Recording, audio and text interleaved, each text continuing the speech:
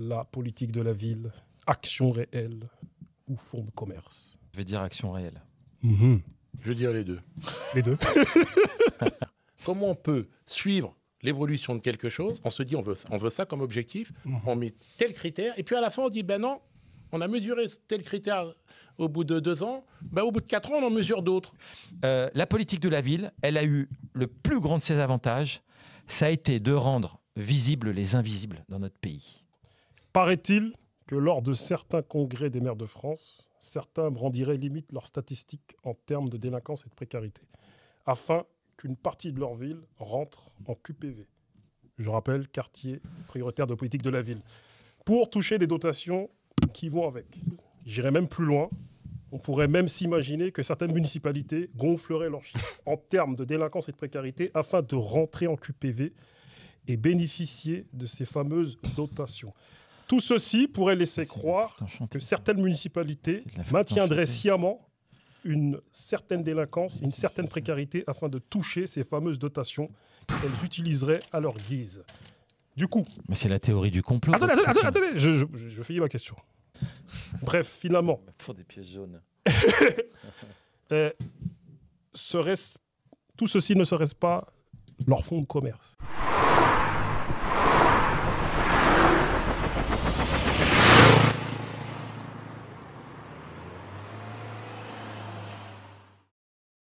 Les bails, les airs, Jomb, on dit Mogo, pas Mogo, on dit Floco, pas Floco. Disons-nous les choses aujourd'hui, je suis en compagnie d'hommes. Un habitant de Grigny qui est à ma gauche. Un habitant un peu spécial, car c'est monsieur le maire de Grigny, monsieur Philippe Rio, qui est né le 26 août 1974, qui est un homme politique français, membre du Parti communiste français, et qui est maire de Grigny. Comment allez-vous? Ça va bien, merci de l'invitation. Depuis le temps qu'on... Ouais, oui, je suis très content d'être là. Et en 2021, vous furent... Attendez, faut qu'on en parle. Vous furent présélectionnés par la World Mayor Award en vue d'une série de prix récompensant tous les 2 ans l'action de maire à travers le monde. Et en mars 2021, me semble-t-il, vous furent élus meilleur maire du monde. L'outsider. C'est magnifique tout ça. Et en 2020, ça coïncide avec le Covid, avec toutes ces actions solidarité qui ont été mises en place à Grigny et dans d'autres villes aussi. Dans d'autres villes aussi, ouais. Donc c'était pas mal du tout. À ma droite... C'est fini depuis 15 jours, c'est bon. Il y a quelqu'un d'autre qui a remplacé. Quelqu'un d'autre là? C'est une femme, ouais. Ah, c'est une femme, d'accord. Et du coup, membre du Parti communiste aussi, mais en Autriche. Ok, d'accord. Ok, d'accord. Donc on se refile... Non. C'est ça? C'est bien. Ah oui, c'est bien. À ma droite, monsieur Eugène Henri Mort. Eugène Henri Mort, à la base... Moré, excuse-moi. À la base... C'est comme Mbappé. Voilà. C'est pas Mbappé, c'est Mbappé. C'est Moré. À la base, si je ne me trompe pas, directeur associé de Enid 3. Enid 3 possède une expérience de 40 années dans le mouvement associatif et sportif. Ton focus principal réside dans la promotion de la citoyenneté et la lutte contre les discriminations. Tu as acquis une expertise considérable dans le domaine de la politique de la ville grâce à ton engagement de longue date. Et tu as sorti un ouvrage tout récemment appelé Do Different. Je le dis bien là, tu vois. Ça va? C'est un anglais de Grigny, hein, tu vois. C'est du franglais. Là, je peux le comprendre. Voilà, c'est un anglais grignois, tu vois. Ouais, je comprends. Pour en finir avec la politique de la ville. C'est l'ouvrage que tu as sorti il y a peu. Merci. Merci de m'inviter aussi. Et puis, je suis heureux d'être là pour avoir un échange sur le sujet qui, j'espère, va aider tes auditeurs à mieux comprendre ce sujet, la thématique de la politique de la ville. Exactement. Le but de la manœuvre, le but de cette émission est de décrypter, d'expliquer ce grand terme qu'on entend ici et là, sur différents plateaux, la politique de la ville, mais aussi de décortiquer d'autres termes appartenant au champ lexical de la politique de la ville, que nous entendons à longueur de journée dans les JT et autres émissions politiques. À l'image de ces célèbres ouvrages, La culture générale pour les nuls, L'histoire pour les nuls, et j'en passe, nous allons tenter tout au long de cette émission d'expliquer à notre tour à notre manière, la politique de la ville pour les nuls. Si puis-je dire. Et du coup, pour vous, quelle est votre définition, avant qu'on rentre dans le thème, quelle est votre définition de la politique de la ville ?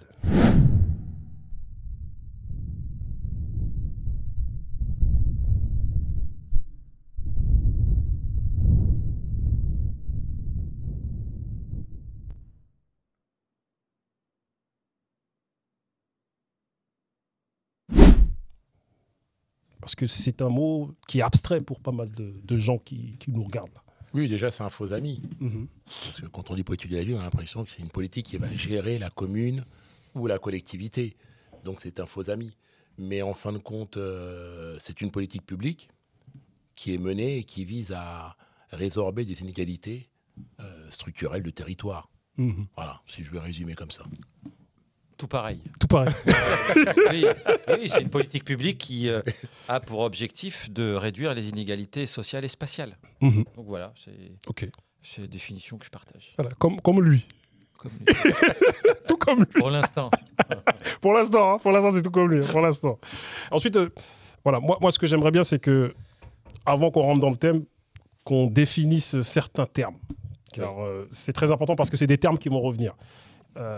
Votre définition de l'ANRU, l'Agence nationale des rénovations urbaines, quelle serait ta définition ? Enfin, quelle serait son la rôle ? définition apporte son nom. Ouais, c'est ça. L'Agence nationale des rénovations urbaines. C'est-à-dire qu'en réalité, c'est une institution publique qui vise à collecter des fonds pour accompagner les collectivités, les territoires, justement dans leur renouvellement urbain, c'est-à-dire travailler les sujets de désenclavement, de logement, etc. etc. Donc, pour moi, ça porte son nom. Peut-être que je suis trop spécialiste, j'en sais rien, mais pour moi, ça veut tout dire. Et vous ? C'est le volet urbain et habitat de la politique de la ville.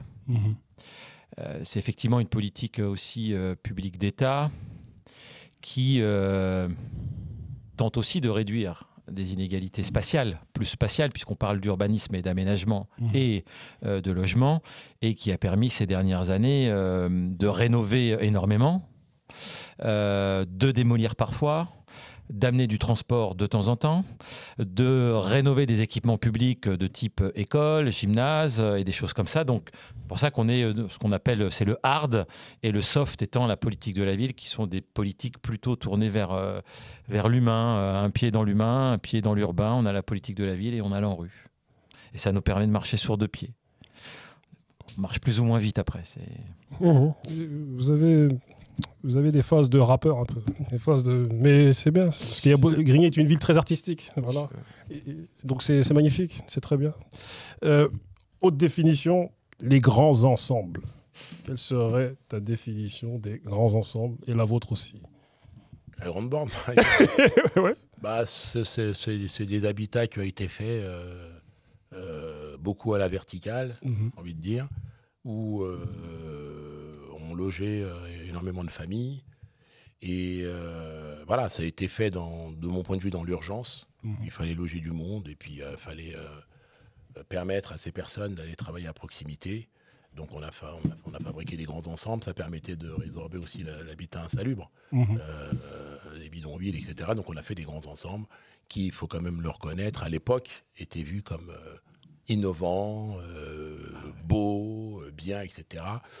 Bon, aujourd'hui, avec le recul, on sait qu'il y a eu beaucoup de malfaçons, la façon dont ça a été fait également, où en gros, on avait l'habitat, mais justement pas les transports, pas les cheminements, pas les équipements publics autour, etc. Donc voilà, c'est des grands ensembles. On a construit des... Voilà, moi, je sais pas comment dire, les grands ensembles, c'est les grands ensembles. J'ai presque envie de dire. Moi, pour moi, je ne sais pas pourquoi, mais ça me parle. Voilà, c'est des...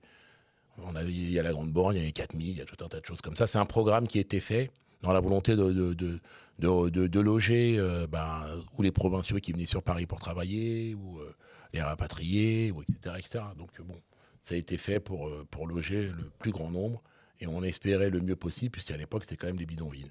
Exactement. Monsieur le maire. Je partage bien évidemment des analyses. On a logé en fait. Il fallait loger entre ceux qui étaient dans les bidonvilles, ceux qui venaient travailler. Et donc on a été, j'insiste, on a fait du logement. On n'a pas fait de la ville. Et en fait, on est en train de réparer tout ça. L'ANRU permet de réparer et de faire de la ville. Parce qu'on n'a pas fait de ville à l'époque. Je prends le cas de la Grande Borne. C'était au milieu de champs. Il n'y avait pas de transport. Il n'y avait pas de boulot autour. Voilà, on a logé. On était content d'être bien logé puisqu'on avait d'abord des espaces merveilleux, on va se le dire. Même s'il y avait parfois un peu de malfaçon parce que ça a été vite fait, pas très cher. Il se trouve que notre pays il a toujours été en retard en fait, sur le logement. C'est une constante de ces 50 dernières années. Mais on n'a pas fait de ville. Et on s'est aperçu au bout d'un moment que si on ne faisait pas de ville, avec du logement, des équipements, du transport, de l'emploi, ce qui fait une ville, ça posait quand même un problème. Et la politique de la ville et l'ANRU viennent d'ailleurs combler et réparer. Ce sont des politiques de réparation, ce ne sont pas des politiques d'anticipation de l'avenir. On répare aujourd'hui une stratégie qui a été faite dans l'urgence, qui devait répondre à de l'urgence. Et donc, on répare aujourd'hui encore toutes ces anomalies. C'est très concrètement le cas pour la Grande Borne. Aujourd'hui, voilà, il y a un tramway. Quand ça a été construit, il y avait un bus qui permettait d'aller à la gare de Juvisy. Et je rappelle qu'il n'y avait même pas d'école à la Grande Borne.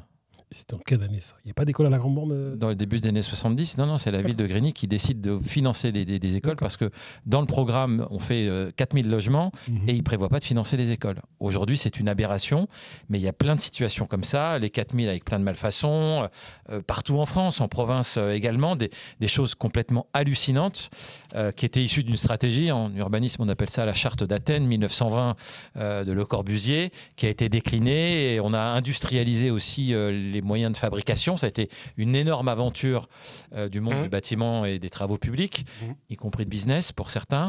Mais justement, on va en venir après de ce business. Voilà. Les Bouygues, les machins, tout ça se sont faits aussi sur ces 30 glorieuses, mais qui a permis aussi comme de ça donner... se passe aujourd'hui avec la rénovation urbaine. Oh, dans des proportions. On en parlera, oui. Dans les proportions moindres, mais c'est quand on produisait 400 000 logements par an à la va-vite, c'est pas tout à fait pareil que les centaines de démolitions qu'on fait par an. Oui, mais en parlant d'intérêt économique... Il y a une économie. Comme avec l'ANRU. Voilà, il y a une économie de la construction qui est importante. Mais donc voilà, pour revenir sur les grands ensembles, c'est une période en France où on a logé, je dis bien logé, pas fait de la ville, rapidement, pour faire face à un vrai besoin. Et je partage l'idée, c'était merveilleux. Je suis arrivé à la Grande Borne en 1974. J'étais trop petit pour me souvenir du passage d'un taudis de Paris à Grigny, mais mes parents, voilà, c'était merveilleux d'avoir une douche et d'avoir une pièce quasiment par personne et pas tous dormir dans la même chambre. C'est vrai que tu as parlé des bidonvilles. C'est vrai que bon nombre de gens qui ont habité dans les grands ensembles vivaient dans les bidonvilles jadis, enfin avant. Enfin, c'était ces personnes-là d'origine, que ce soit portugaise, polonaise ou même d'autres origines encore, maghrébines, Afrique noire. Et à un moment donné, c'était même un luxe d'avoir c'était un luxe de rentrer dans des bâtiments et se dire j'ai des toilettes, j'ai une douche. Oui. Alors que c'est pour ça que je fais un parallèle avec ceux qui vivent aujourd'hui dans des bidonvilles qui sont proches des villes. Qui reviennent en France. Voilà, c'est ça, des Roms ou des Roumains qui... Souvent, ce que je dis à certains jeunes, je leur dis, mais vous savez que... Ouais. Voilà, ne stigmatisez pas ce que certains de vos parents ont été jadis, tu vois, ou même de vos grands-parents. C'est important. Et je reviens un peu sur ce monsieur Émile Aillaud, parce que, sauf son respect, tout à l'heure, vous parliez de ce business de l'urbanisme. Après, je ne sais pas si ces architectes étaient sous l'effet de parfums euphorisants, tu vois, parce que la manière dont ils ont construit les quartiers,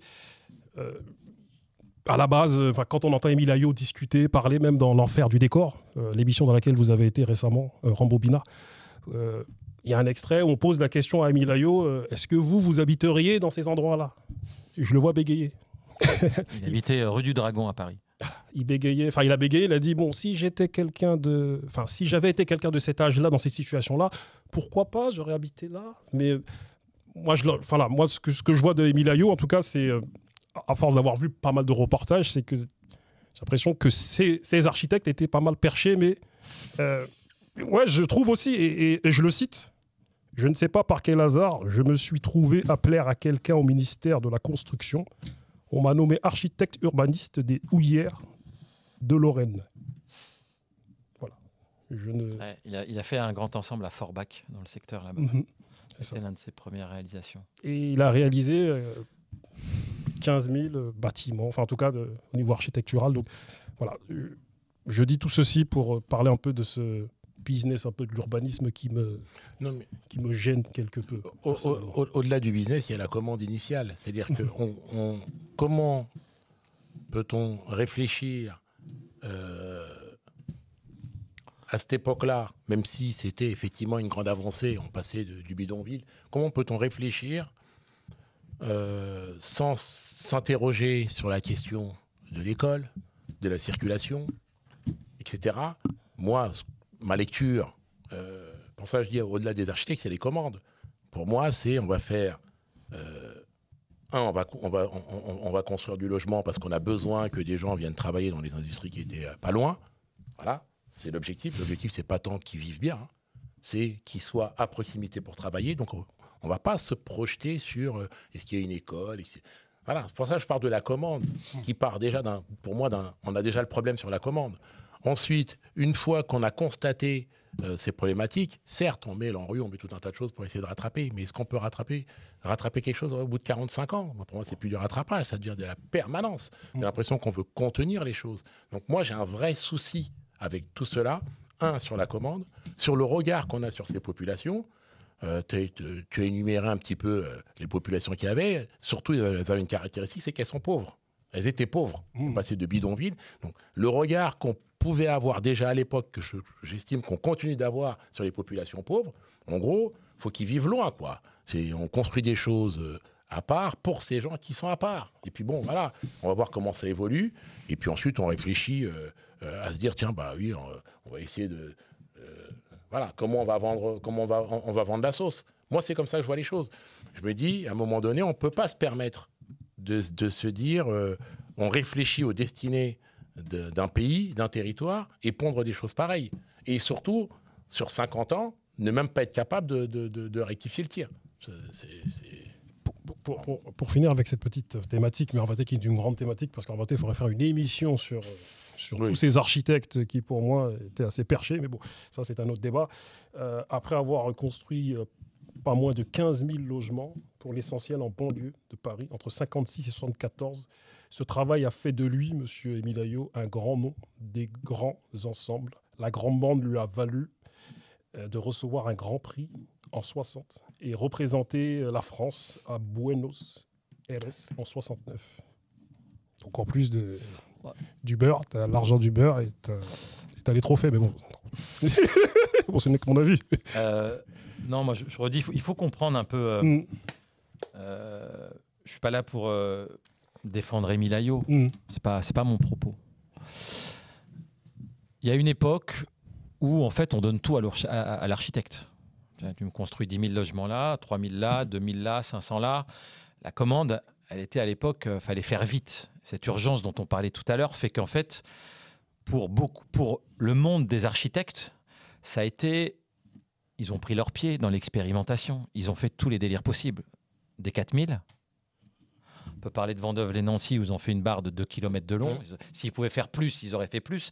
Des trucs qui paraissent complètement hallucinants. Et donc, certains avaient un côté un peu plus artistique que d'autres. D'autres étaient très carrés, machin, etc. On peut regarder aussi les propos de l'architecte de celui qui a fait Sarcelles, avec les villes.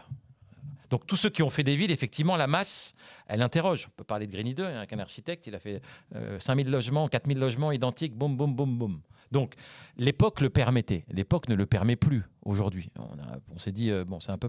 Mais tout ça, c'est parti d'une idéologie. Je reviens sur la charte d'Athènes de Le Corbusier. C'est-à-dire la séparation des fonctions. On dort d'un côté, on travaille de l'autre et on va s'amuser ailleurs. Et en fait, cette conception de la ville qui a prédominé tout le XXe siècle, elle s'est cassée la gueule sur la réalité de la vie des gens. Une ville, elle est mixte. Tu dois dormir, habiter, transporter et travailler autour de chez toi. C'est ça la vie en fait. Et on est en train de refaire nos villes de cette manière-là. Alors ça dure longtemps, 1920, la charte d'Athènes. La reconstruction d'après-guerre, parce qu'on a oublié de dire, mais il y a quand même eu quelques logements qui ont été un peu démolis. Mais on n'a pas fait de ville. Et en fait, ce n'est pas un architecte qui fait la ville. Un architecte, il ne fait pas la ville. Il fait au mieux de l'habitat, au pire du logement. Et je fais bien la différence entre l'habitat et le logement, qui est un besoin primaire. Donc voilà, grande période d'expérimentation qu'on répare, mais issue encore une fois d'une idéologie qui a marqué les écoles d'architecture. Ils étaient tous formés à faire ça.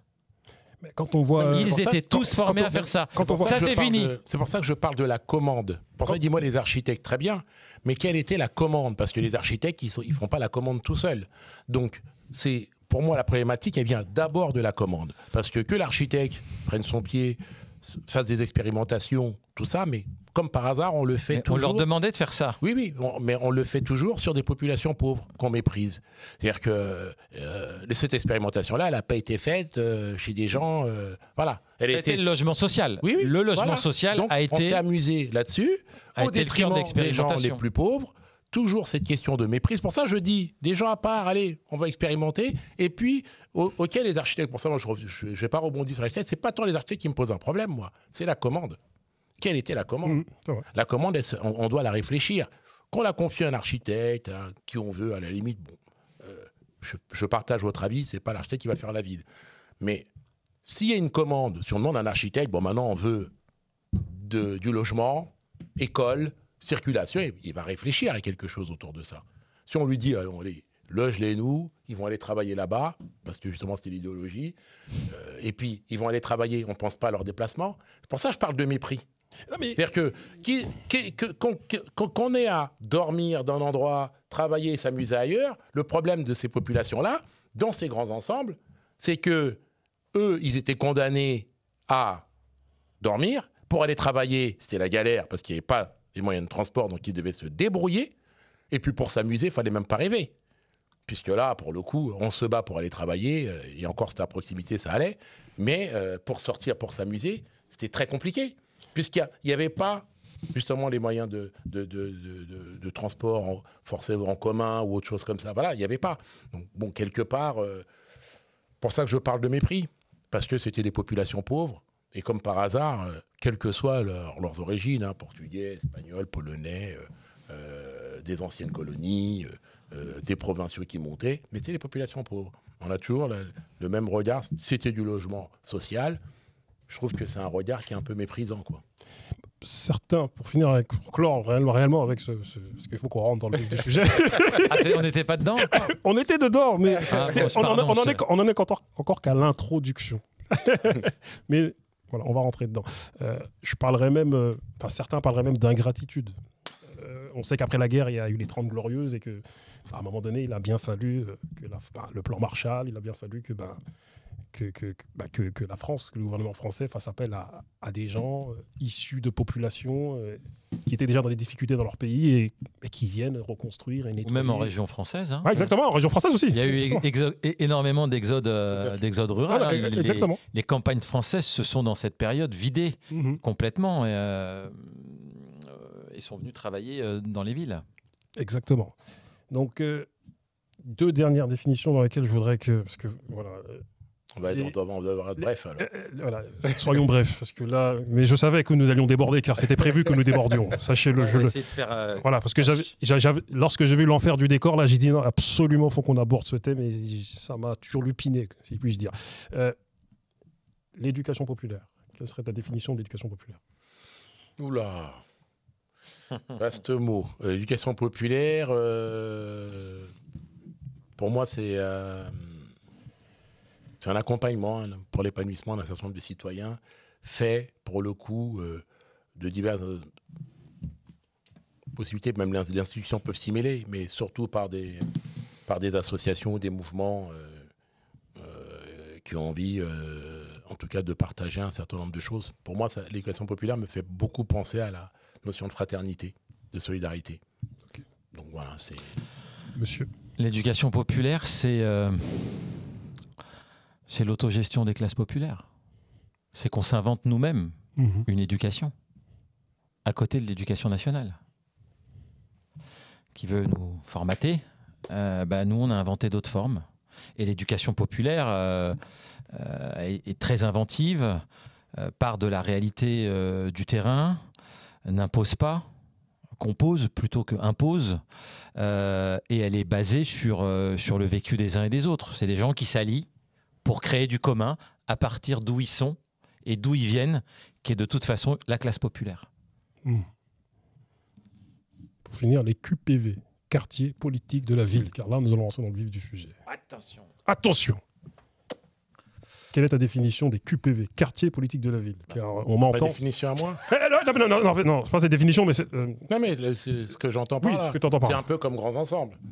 Ça veut voilà, moi, ce que j'entends quand j'entends QPV, j'entends stigmate. Voilà, c'est ça ma définition. Ok. Monsieur. Je suis un praticien encore, donc je suis un petit artisan. Donc c'est un outil. Nous le savons tous, il y eut en 1979 des révoltes urbaines à Vaux-en-Velin. Il y eut aussi d'autres révoltes urbaines en 1981 au Minguettes. D'où les différents plans banlieue que je vais vous citer. 1977, premier plan banlieue, objectif réhabiliter les 53 cités HLM. 1981, création des ZEP. 1983, le plan banlieue 89 pour désenclaver les cités HLM. 1991, loi d'orientation pour la ville. Elles doivent construire 20% de logements sociaux. Loi SRU. 1999, 20 milliards de francs, c'était les francs à l'époque, investis sur 6 ans. 2001, 5,4 milliards d'euros investis sur 5 ans. 1996, la question de l'emploi. Alain Juppé met en place 30 zones franches urbaines. Je termine. 2003, le plan Borloo. Objectif, refonder le parc du logement locatif social. 46,5 milliards investis sur 10 ans. L'ANRU, l'Agence nationale pour la rénovation urbaine, est créée. Les différents plans banlieue qui ont succédé juste après. 2008, plan Espoir banlieue porté par Fadela Amara. 2013, plan du gouvernement Hérault. 2015, plan Valls. 2017, Emmanuel Macron relance les emplois francs. Et on se souvient tous ici du plan Borloo et à un moment donné, sur Grigny, il y a eu un regroupement de différents maires. Oui. À une époque. 2017. En 2017, me semble-t-il. Et ouais. Il me semble, c'est ça. C'est ça. Et on sait que M. Macron a sorti une phrase qui a fait polémique à l'époque, qui disait, oulala, je ne sais plus, deux mâles blancs qui pondent un rapport. Voilà, qui pondent un rapport. Voilà. Ça sert à rien. Ça sert à rien, exactement. Ma question est la suivante, messieurs. Oula. Attention. La politique de la ville, action réelle ou fonds de commerce? Ah, la question, the question. Monsieur le maire, vous voulez... Moi, pour qu'on anime le débat, je vais dire action réelle. Je veux dire les deux. Les deux. Je veux dire les deux parce que des actions, il y en a. La preuve, c'est pas monsieur le maire qui va dire l'inverse. En plus, il a été élu meilleur maire... c'est que forcément, ils font des choses. Et comme ils sont en politique de la ville, il y a des choses. Il y a des vraies actions. Et puis, c'est un fonds de commerce en même temps. Voilà. C'est-à-dire que les actions qui sont effectuées par les collectivités, elles le sont. Moi, ce que je reproche à cette politique de la ville, et c'est d'ailleurs comme ça, justement, comment dire... c'est que l'ensemble des actions, tous les plans que vous avez cités depuis 1977 jusqu'à maintenant, on n'arrive pas à les mesurer ou à les évaluer réellement. Et pour certains d'ailleurs, non seulement on a mis quelques critères, mais la façon dont on a mesuré ça sur 2 ans ou 3 ans, au bout de 2 ans, on change les critères. Comment on peut suivre l'évolution de quelque chose, on se dit on veut ça comme objectif, on met tel critère, et puis à la fin on dit ben non, on a mesuré tel critère au bout de 2 ans, ben au bout de 4 ans on en mesure d'autres. On ne sait pas où on en est. De toute façon, la réalité nous montre où on en est. Tu parlais tout à l'heure d'emploi. Quand on se penche sur le premier programme, vous avez parlé du programme de 77, en 77, même si le chômage a beaucoup évolué un peu partout, mais en 77, le chômage était sur ces territoires stigmatisés. Je veux dire pourquoi je dis stigmatisés. Sur ces territoires stigmatisés, était de 7%, 7,5%. Aujourd'hui, il est de 22%. Donc moi, pour ça, je disais tout à l'heure des politiques de rattrapage dans ce sens-là. Voilà, d'autres diraient pour leurs amis, des amis comme ça, j'en veux pas. Je préfère avoir des ennemis. Voilà. Donc oui, il y a des actions réelles parce qu'il y a des acteurs qui travaillent, qui font un certain nombre de choses. La problématique, c'est comment on pose, comment le sujet a été posé, comment le diagnostic, mais là pour le coup au niveau national a été posé. Donc pour moi, on se trompe depuis le début. C'est pour ça que moi, je dis, dans mon ouvrage, je dis qu'il faut en finir avec la politique de la ville.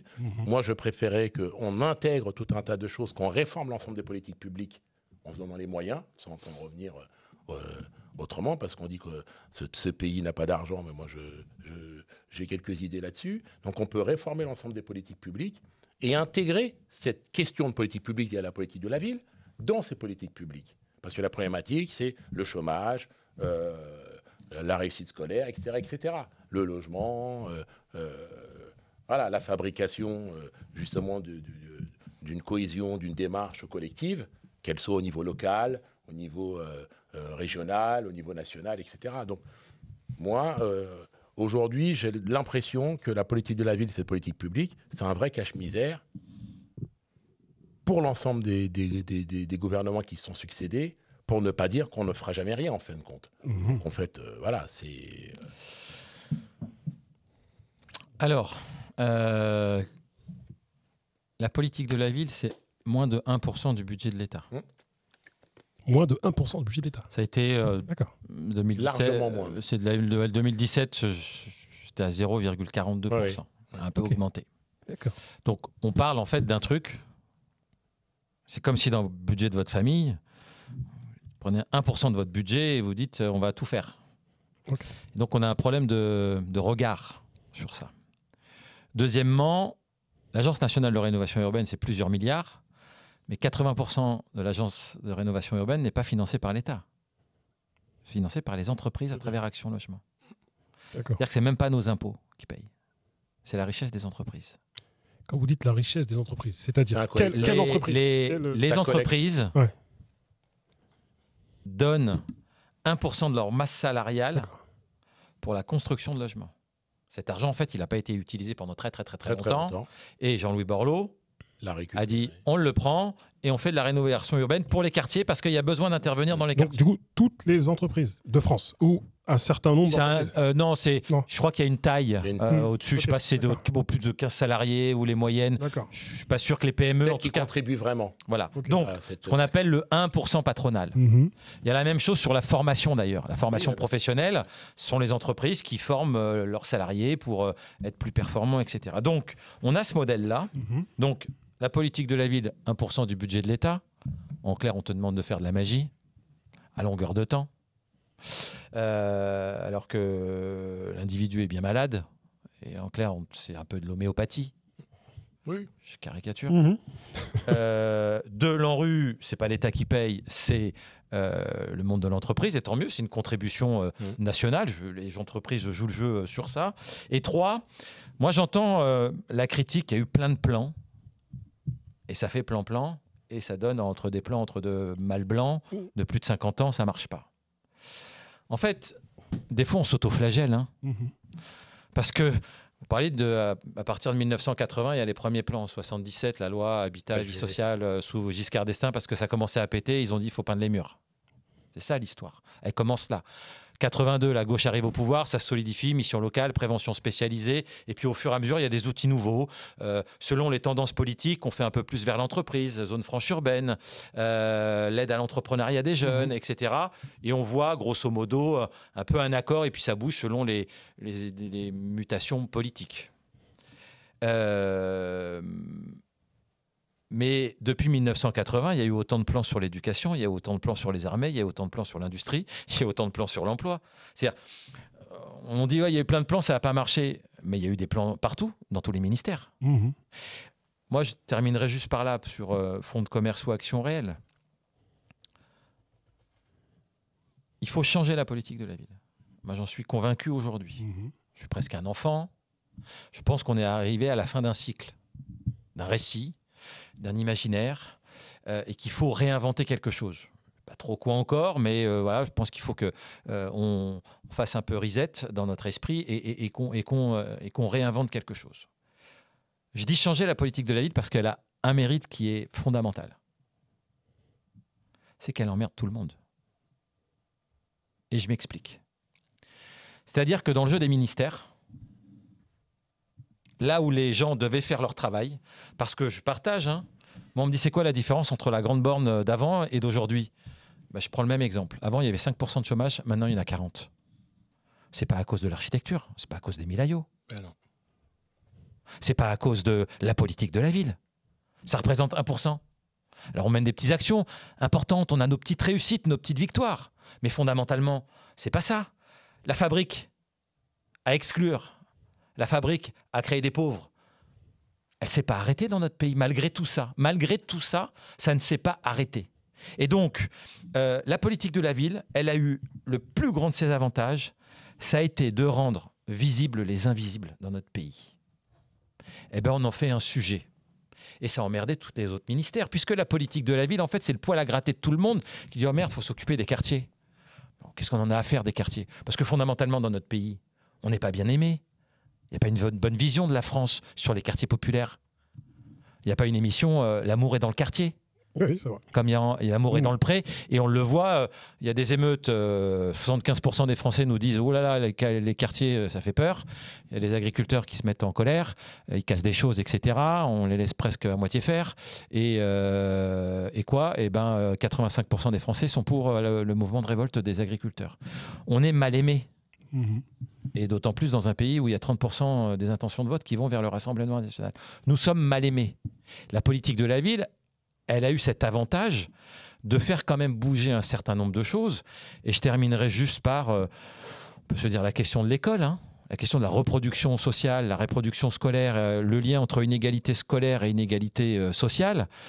Elle s'incarne bien dans nos quartiers. L'éducation nationale est profondément en échec dans les quartiers populaires. Et je dirais dans d'autres territoires. Et vraiment, je termine par là. Parce qu'en fait, il y a à peu près 15 millions de nos concitoyens qui vivent les mêmes réalités, où les politiques publiques ne sortent pas la situation. Tu as les quartiers pop, 6 millions d'habitants, les outre-mer, qui sont les maltraités de la République, et tu as les bassins de reconversion industrielle, Forbach, le Nord, etc. Et je parlerai même de la ruralité profonde. La ruralité isolée, on dit de manière diplomate. Il y a des territoires de ruralité, il n'y a pas de médecins, l'école est pourrie, on a les mêmes mots, MAUX. Et donc, tous ces territoires, ça représente 15. Et moi, je les mets ensemble parce qu'en fait, on vit les mêmes réalités d'exclusion de la République. De cette promesse républicaine, on dit liberté, égalité, fraternité, mais dans le quotidien, c'est un peu dur tu prends des claques dans la gueule quand même, à longueur de temps. Donc voilà, la politique de la ville, elle a mis pour moi l'accent sur ça. Il faut la changer, ce qu'on appelle techniquement le droit commun, mais elle a permis, pendant 20-30 ans, d'obliger des responsables politiques à faire des choses, parce que franchement, ils n'avaient pas vraiment envie de le faire. Et c'est là où c'est un fonds de commerce politique.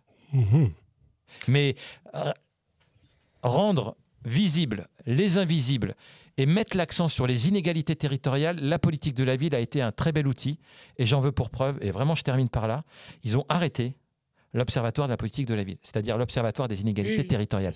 Il a été cassé. Et un médecin, la première chose qu'il prend, il prend le thermomètre. Et si tu n'as pas le thermomètre, tu ne sais pas si tu es malade ou si tu n'es pas malade. Et donc, casser le thermomètre de l'Observatoire des inégalités dans ce pays est pour moi un signe ils veulent en finir véritablement à mettre sous lumière ces territoires où il y a des inégalités criantes, où il y a de la malvie. Pour faire écho un peu à ce que vous dites, je regardais jadis un reportage. Dans ce reportage, on voyait des élus du Rassemblement national qui allaient dans la ruralité et qui disaient à leur, à leur auditoire, vous avez vu ces gens qui bénéficient de toutes les subventions, ils sont en QPV, regardez, on les gaffe de subventions. Et je me suis rendu compte à ce moment-là que ces gens du Rassemblement national, en tout cas pour ces gens qui étaient là dans ce reportage, ils se servent comme outil de cette politique de la ville pour mettre les pauvres, parce que la majorité des pauvres en France ne se trouvent pas dans les quartiers en réalité, parce que les quartiers ne représentent pas la majorité de la population française. Concentration urbaine de la pauvreté, c'est ça la qualification de la politique de la ville, des QPV. Et du coup, ils se servent de cet outil de la politique de la ville pour mettre certaines personnes, certaines populations les uns contre les autres, mais des populations qui ne se connaissent pas en vérité. Oui, mais c'est pour ça que pour moi, avant toute chose, je vais apporter une petite nuance. C'est vrai qu'il y a eu plusieurs plans dans l'éducation nationale, dans les armées, partout. Mais la problématique, c'est que l'éducation nationale n'est pas une politique de rattrapage. Donc, quand on dit qu'on va faire une politique de rattrapage, il y a une finalité. Donc, quand on s'amuse à multiplier les plans pour pas les mesurer, pour pas les évaluer, pour en fait fuir, parce qu'on partage le même bilan, en fin de compte, on ne veut pas s'en occuper, pour finalement fuir, moi j'ai l'impression qu'on nous dit qu'il y a cette politique qui existe pour faire les annonces qu'on fait et qui permettent à ces élus dont vous parlez d'aller dire aux gens, regardez ce qu'on leur donne. Quand on vient annoncer 10 milliards, les gens ils pensent que c'est... il faut remettre ça dans un contexte. C'est même pas 1% du budget de l'État, donc à un moment donné, il faut remettre ça. Mais quand on annonce des grands trucs comme ça, et puis qu'on va chercher des acteurs et qu'on fait des photos, regardez ça a marché, c'est magnifique. En gros, si t'es pas Zidane, t'habites ces territoires-là, t'as tout perdu, quoi.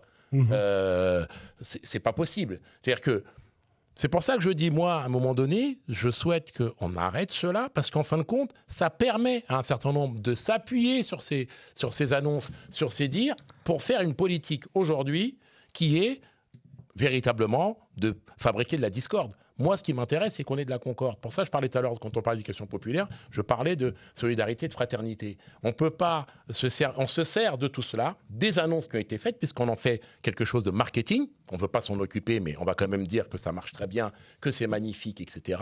Et quand on a cassé, effectivement, l'observatoire, mais même avant cela, on avait déjà cassé les outils d'évaluation et de suivi qui n'ont jamais existé. On dit qu'on va faire telle politique qui est une politique de rattrapage, qui est censée être temporaire. 45 ans après, on en est toujours là. Donc, à un moment donné, il va falloir qu'on... Pour ça, je ne le mets pas sur le même plan que les multiples plans dans toutes les autres politiques publiques, qui ne sont pas des politiques de rattrapage. Et d'ailleurs, on disait que l'école a un problème dans l'éducation nationale avec tous les multiples plans qu'ils ont fait. C'est pareil. On multiplie des choses. En fin de compte, on n'avance pas. Mais au moins, ce n'est pas une politique de rattrapage. C'est une politique, déjà, qui est dans le droit commun pour tout le monde, qu'on peut, là, pour le coup, je pourrais dire, on peut le redresser. Moi, ce qui m'intéresse par rapport à la politique de la ville, ce qui me dérange surtout, c'est qu'on dit que c'est une politique de rattrapage. Et déjà, il suffit juste de regarder le budget de la ville, du gouvernement, moins de 1%. Est-ce que si vos enfants étaient votre priorité, vous mettrez moins de 1% dans le budget pour vos enfants ? On annonce partout que c'est une priorité, et en réalité, c'est 1%. Donc rien. On s'en fiche un peu.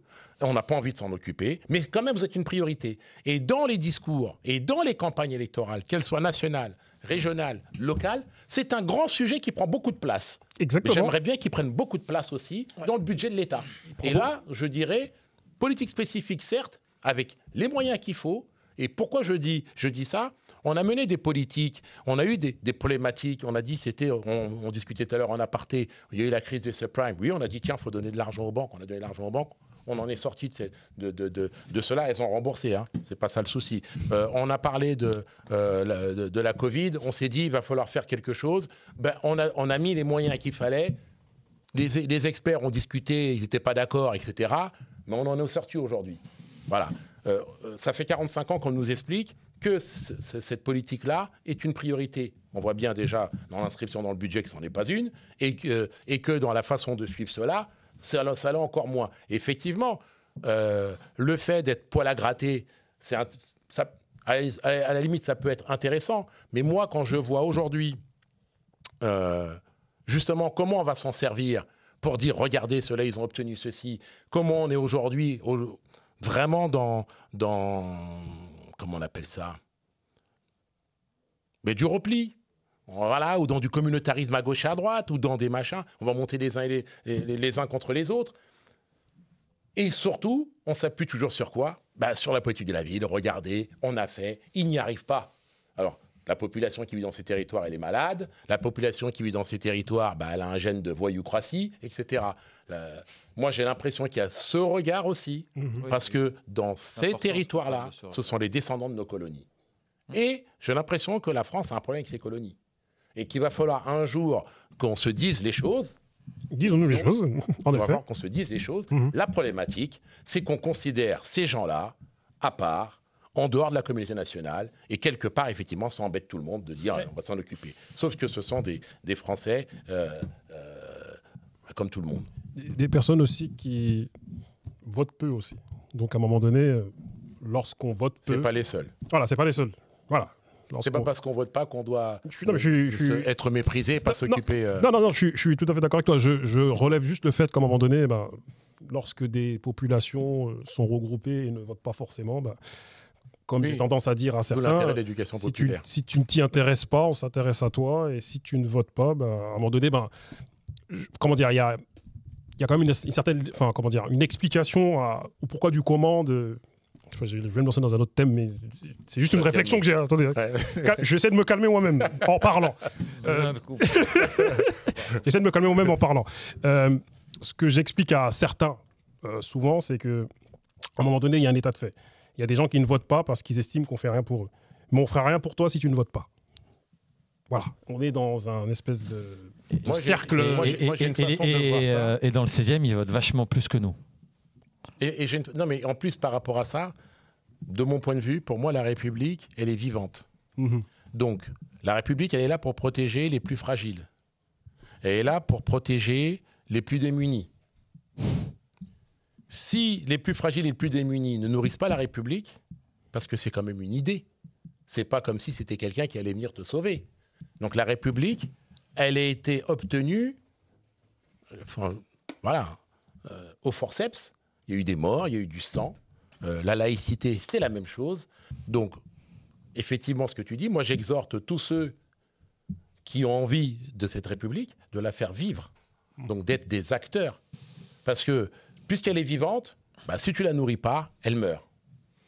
Et tu pourras toujours dire, oui, mais moi, on m'a pas fait ceci, on m'a pas fait cela. Mais ça, voilà, c'est vraiment... Monsieur Moret et Monsieur Philippe Rio, j'aimerais vous poser une question à tous les deux. Pourquoi l'État continue d'agir, ou plutôt de réagir, quand le feu a pris l'appartement, mais pas quand le pyromane est sur le point de prendre son briquet?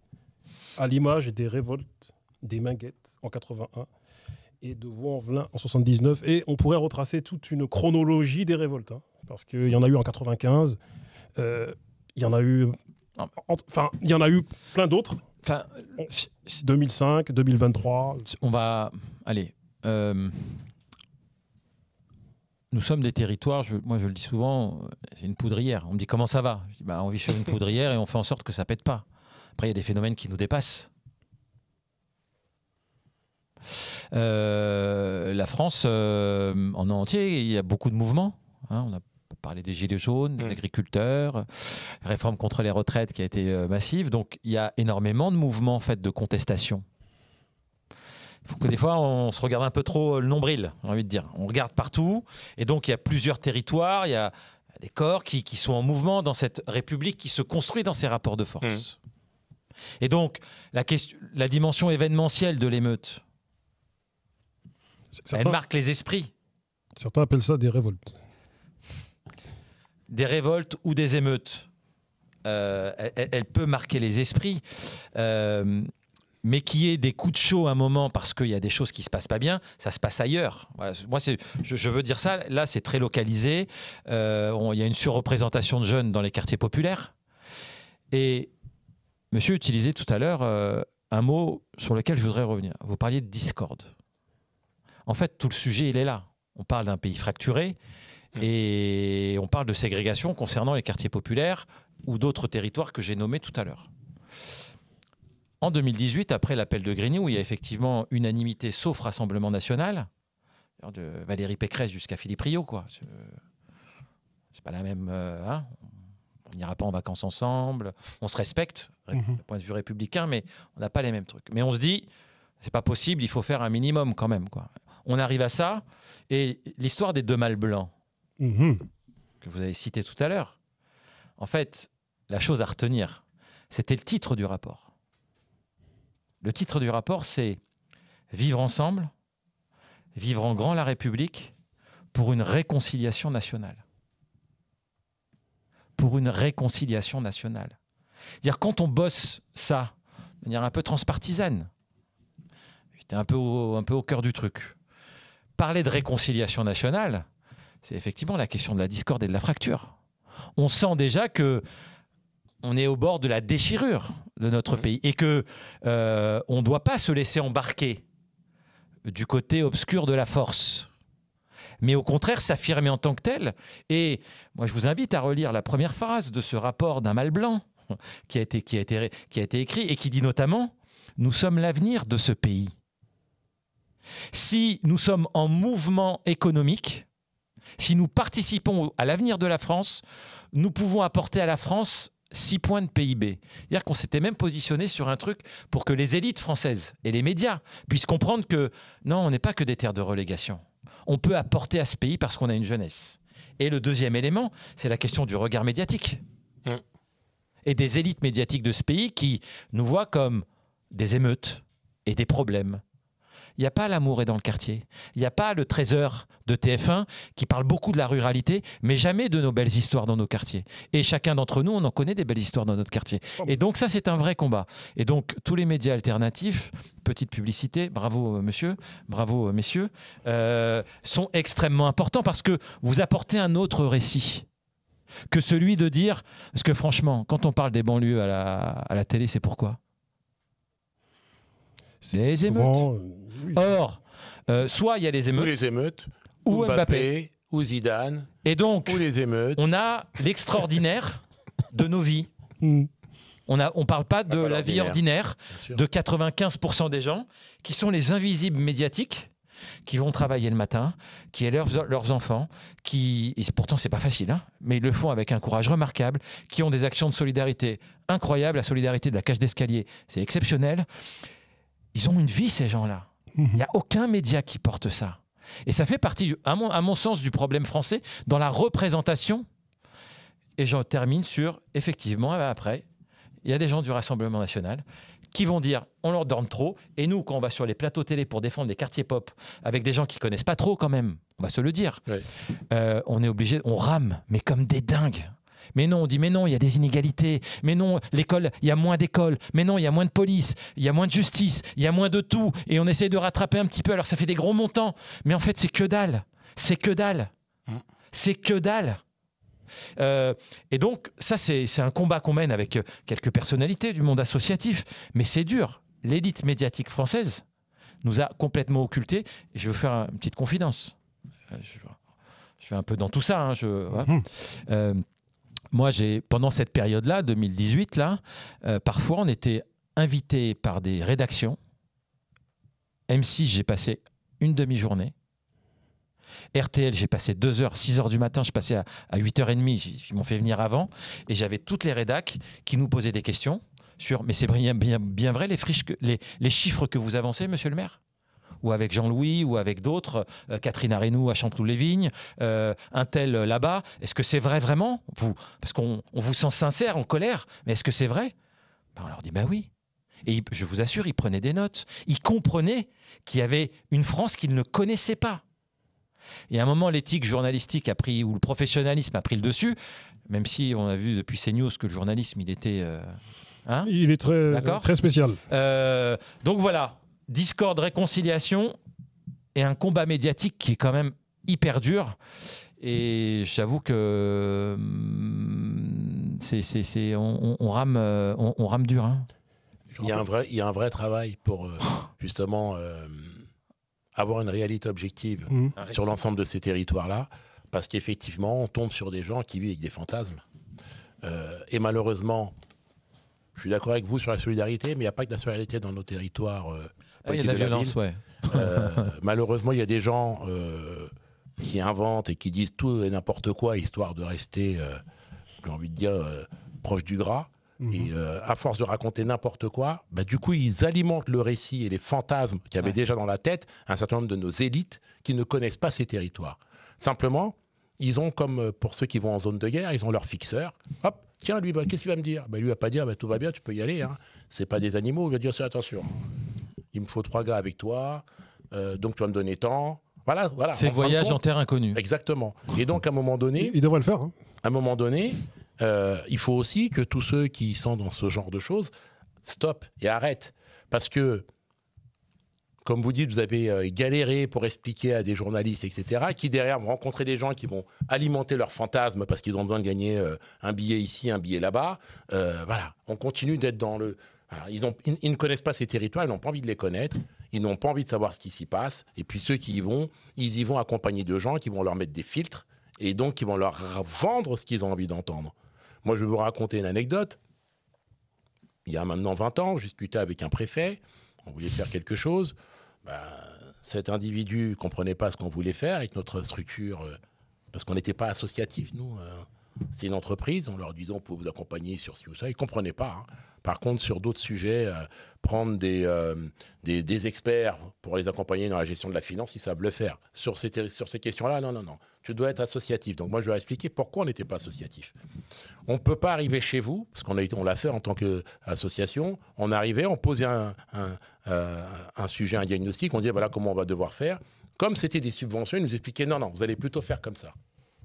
Alors qu'au départ, on avait été interpellés pour faire non. Et puis, et même au fur et à mesure où on mettait en œuvre, allez hop, on nous poussait encore un peu plus vers le chemin qui était voulu au départ. Donc, quand le type commence à m'expliquer pourquoi vous êtes mis en entreprise, mettez-vous en association, on va vous verser une subvention, déjà, j'ai pas trop bien compris. Et puis derrière, quand on discute, il m'explique tout ce qu'il a raté avec la puissance publique de l'État. Et il était fier de lui. Et puis il me dit, vous ferez mieux de m'écouter et me faire confiance. D'ailleurs, j'ai toujours gardé, j'ai reçu un fax de sa part, j'ai gardé le fax, je le garde comme ça parce que chaque fois que j'ai un doute, je le regarde. Où la personne m'explique qu'il vaut mieux être en association pour recevoir une subvention et qu'on devrait faire comme lui nous a suggéré de faire, alors qu'il est en train de m'expliquer en entretien tout ce qu'il a échoué pendant les 10 années qu'il était entre...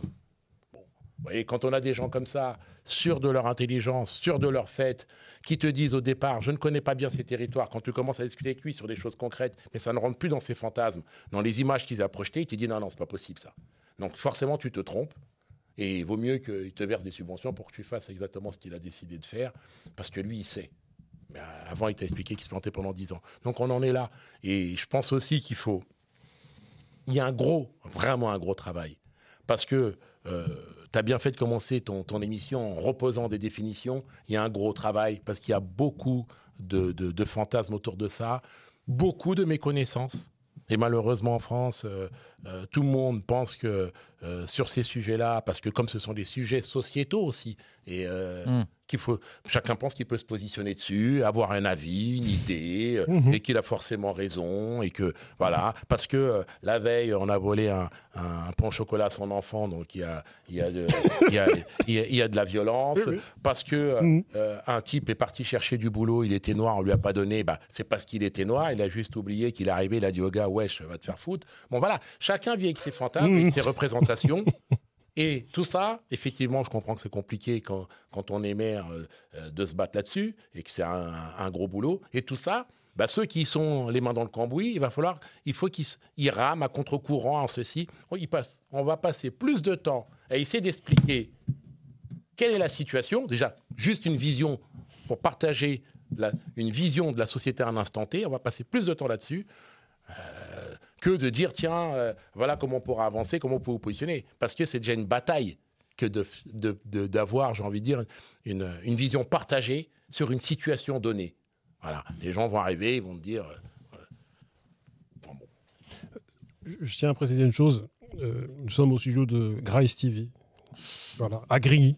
Il se passe de belles choses ici. On peut l'applaudir, ce monsieur Grace TV. Voilà, il est là.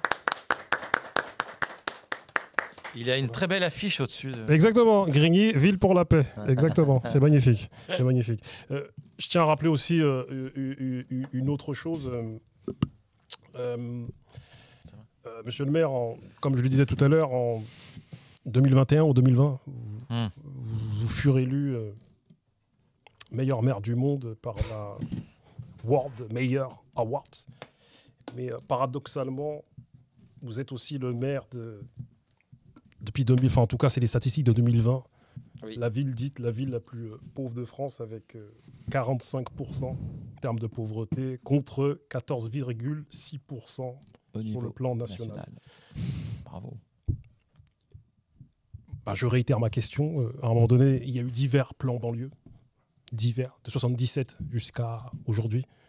Et la politique de la ville, fonds de commerce ou action réelle, au vu de la situation de Grigny aujourd'hui en 2024? La vie est faite de paradoxes et effectivement, c'en est un. meilleur maire du monde qui tombe, je ne vais pas candidater, je n'ai pas joué à ça.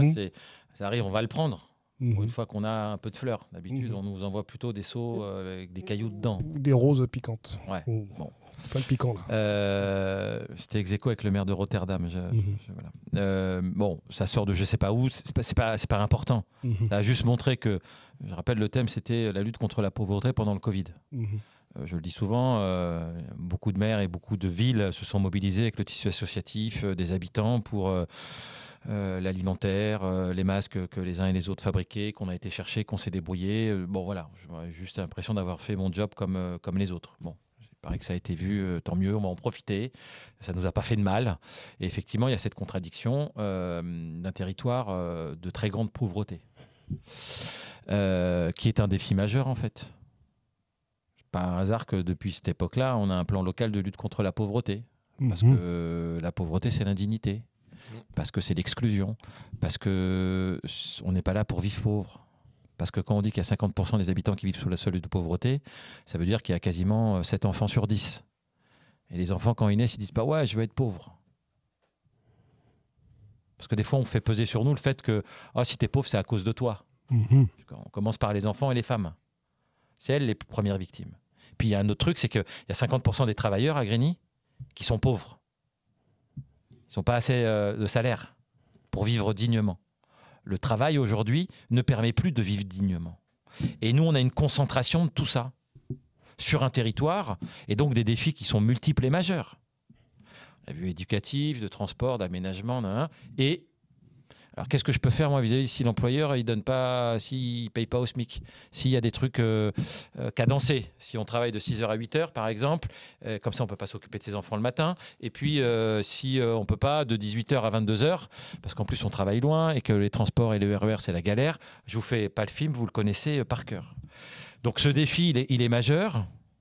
C'est tout l'engagement qu'on a les uns et les autres. Quand je dis les uns et les autres, c'est bien évidemment la société civile, c'est le service public local, et puis on gueule, et puis on arrive à arracher des choses, on fait des propositions pour qu'on puisse sortir de cette pauvreté. Moi, c'est pas un fonds de commerce, la pauvreté. Je la hais, la pauvreté. Je la hais. Voilà. Et les gens qui sont arrivés à la Grande Borne dans les années 70, ils ont un point commun avec ceux d'aujourd'hui, ils étaient pauvres. Et ils s'auto-organisaient et ils avaient quelques points d'appui, des associations, des mouvements politiques, pour sortir de cette pauvreté. En tout cas, la vivre la moins difficilement possible. Parce que ça tue tout. Ça tue l'espoir, la pauvreté, la misère. Et aujourd'hui, faire des petits déjeuners dans toutes les écoles, c'est une petite contribution, par exemple. Je vois que tout le monde ne le fait pas, c'est pas grave, je m'en fous. Mais aujourd'hui, on a des gens qui concourent, profs, agents du service public, qui font un petit geste que tous les matins, les enfants à 10h, ils ne se lèvent pas la main pour dire « j'ai faim maîtresse et donc je ne peux plus apprendre » en fait. Parce que derrière la malbouffe, ou en tout cas la précarité alimentaire, pour employer un terme comme ça, ça veut dire que le gamin à l'école, à 10h, il a décroché. Vous entendez ? Il a décroché. Vous connaissez tous l'expression « ventre vide n'a pas d'oreille ». Revenons au bon dicton populaire. Ventre vide n'a pas d'oreille. Eh bien, ça commence peut-être aussi un peu par là, les inégalités scolaires, non ? Donc voilà, modestement, et parce que c'est du temps long qu'ils nous font, je ne vais pas vous raconter du truc, il n'y a pas de baguette magique, avec les médailles et tout ce que... Ça ne marche pas, c'est pas vrai. Par contre, localement, il y a des solutions, on a des marges de manœuvre, on ne réussit pas tout d'abord, On n'a pas tous les moyens, mais tout ce que l'on peut faire comme un engagé associatif. Moi, avant de faire de la politique, j'étais engagé associatif. J'étais un des premiers à ouvrir les gymnases au Méridien. Je dis, chacun apporte sa petite pierre. Une commune, elle peut faire des choses. J'ai pris un exemple, je pourrais en prendre d'autres. Ils sont indispensables. Ils ne sont pas toujours suffisants. En tout cas, il faut en cumuler plusieurs pour sortir. Donc, c'est un vrai crève-cœur, cette réalité-là. Tous les jours, on est confronté à ça. On le voit tous les jours dans la ville quand on s'y promène. Et on le voit tous les jours quand on rencontre des gens. Sur le logement, sur l'emploi, sur tous les sujets. Donc, voilà, c'est mobilisation générale pour faire ça, accompagner les mouvements de solidarité, accompagner celles et ceux qui portent un discours d'espoir et des actes aussi, parce que c'est tout ça. Encore une fois, c'est des parcours de vie. Hein. Et puis, je terminerai par là, le sujet qui est un peu compliqué, en fait. Et c'est des parcours de vie qu'on ne voit pas, mais ceux qui connaissent les quartiers connaissent bien. C'est qu'en fait, dès qu'on réussit et dès qu'on peut se barrer, on s'en barre des quartiers. On quitte le quartier. Grice aussi l'a fait. Voilà. Et donc, beaucoup l'ont fait. C'est-à-dire quand il y a des réussites, en fait. Parce que on est des territoires tremplins. Des fois, on se dit que ça va mal, mais en fait, il y en a plein qui s'en sortent. Mais plein. Donc, ils déménagent, ils vont à côté. Et puis, en fait, ils sont remplacés par des gens qui sont en plus grande fragilité économique. Et en fait, c'est sans fin le système. C'est un sas. La problématique, elle est là. Et donc, on est sas, et il y a une partie, c'est une nasse un peu. Il y en a, ils n'arrivent pas à décoller. Et ceux qui n'arrivent pas à décoller, ils vont passer toute leur vie dans des parcours de précarité multiples, compliqués, etc. Mais donc, on oublie de penser, de dire, mais en fait, il y a plein de gens qui sont dans les quartiers pop. Mais en fait, ils ont grandi, ils ont fait leur vie, ils ont réussi. Vous en connaissez plein, je parie. J'en suis sûr que lui, il en connaît plein. Vous en connaissez plein. J'en connais plein. Après, ils ont toujours un attachement ici, mais ils ont été remplacés par des gens où il faut refaire à chaque fois le parcours d'ascenseur social, ou plutôt d'escalier, puisque l'ascenseur, il est souvent cassé quand même. Donc voilà, c'est un peu sans fin. Et quand la société crée énormément de pauvreté comme aujourd'hui, enfin, je veux dire, la Fondation Abbé Pierre, 550 000 pauvres en plus, ils sont où ? Ils ne sont pas dans le 16e, ils sont chez nous. Hein. Ils sont ici, en Outre-mer, où c'est la bonne galère, dans les bassins de reconversion. Et je reviens dans ma ruralité profonde. Les agriculteurs, pour regarder, pourquoi ils se sont mis en colère ? Ils ont 500 € pour vivre. Pas ceux autour de Paris, hein, vous inquiétez pas, ils sont riches. Mais les agriculteurs, ils crèvent la dalle. Et donc, ils se mettent en colère. On arrive tout doucement à la fin de notre entretien, sachez-le, car il y a un match de foot que M. Grice doit aller voir, absolument. Eh ben, on doit dire notre préférence pour les éléphants. C'est ça la problématique avec la politique de la ville. On préfère le match de foot, on parlait de République, il faut la faire vivre, ils préfèrent le match de foot. Je vous donne les résultats déjà. Nigeria 1, Côte d'Ivoire 0. On arrive tout doucement, mais lentement, mais sûrement. Je ne vais pas durer trop longtemps, Grice, parce qu'il faut vraiment que là, je vous pose vraiment des questions, des questions claires. Il faut vraiment. Mais avant de poser ces questions claires, je refais une petite chronologie assez rapidement. Comme je l'évoquais tout à l'heure, après la guerre, il y a eu le plan Marshall, il y a eu une immigration massive, on l'a évoqué tout à l'heure aussi, les bidonvilles, il y a eu aussi les foyers Sonacotra aussi, pas mal de manifestations, c'est documenté, mais peu mis en lumière. Mais ça sera le sujet d'un autre débat. Les grands ensembles, qui à la base étaient le rêve français, ne l'oublions pas, car on se souvient de cette pub qui disait en France, on a des idées, mais on n'a pas de pétrole. On s'en souvient de ça. Et à Grigny, on n'a pas d'idée, mais on a de la géothermie. Voilà, exactement. On creuse aussi. En fait, ces grands ensembles étaient transitoires, en vérité. Il y a eu la crise en 1973 et à un moment donné, ça y est, le rêve français, avoir son pavillon, avoir son jardin, sa niche, son chien, et faire des barbecues et faire des signes West Coast, ça y est, c'était fini. En tout cas, c'était plus le rêve de la plupart. Voilà. Il y a eu aussi, à un moment donné, le départ de beaucoup de gens, parce que les quartiers populaires, les grands ensembles étaient mélangés avec diverses classes sociales. Donc, il y a eu beaucoup de départs de la classe moyenne, beaucoup de départs de la classe même début aisée. des années 90, je confirme. C'est ça. Donc, les quartiers sont paupérisés, comme on dit. Il y a eu diverses révoltes et en réponse, des plans banlieues. Mais... En réponse Ouais. Des plans banlieues. Maintenant, mes questions sont les suivantes, parce qu'il faut qu'on soit clair. On l'a pas été jusqu'à... Si, non, nous sommes clairs, mais on va rentrer dans le vif là pour les 10 dernières minutes. De quel budget de l'État sortent ces dotations? Enfin, d'où sortent-elles en vérité ces dotations? Parce que où sont allés tous ces financements, toutes ces dotations via les différents plans banlieue et tous leurs dispositifs? L'argent a été remis à qui? Non, mais je vais bien commencer à répondre parce que qui en a bénéficié? La façon dont tu dis ça, c'est comme s'il y avait eu une extraordinaire qui était tombée et qui avait disparu. Doublé d'un hold-up. Bah, oui. C'est l'impression que nous avons. Alors vous parliez de l'ANRU, parce que tout à l'heure on parlait de 1% du budget de l'État. Politique de la ville, oui. Voilà, ça c'est la politique de la ville. Mais quel est le budget de l'État en fait? 1% de je ne sais combien de milliards. Voilà. 400 milliards. L'argent de la politique de la ville oscille depuis les années 80 jusqu'à maintenant entre 300 millions d'euros par an à 600 millions grand maximum. Donc, pas loin on ne parle pas de... Milliard, là. Oui, peut-être, oui. C'est ça le procès. Oui. Donc, on n'est pas non plus sur des chiffres. Quand tu dis « Mais où est passé cet argent ?»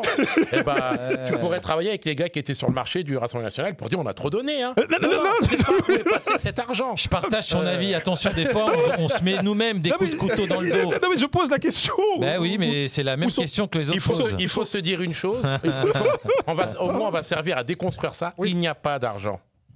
C'est-à-dire que ce qu'il y a, c'est justement ce que disait Monsieur le maire tout à l'heure, c'est que bon oui, on va travailler à faire des choses pour essayer de réduire encore le fossé qui se creuse entre les uns et les autres, en se battant pour que des enfants on soit sûr qu'ils aient quelque chose dans le ventre, etc., etc. Voilà ce qu'on va faire. Mais pour moi, la problématique... Là, oui, ça, c'est les gens de bonne volonté qui vont le faire. Mais la problématique, c'est quels sont les moyens?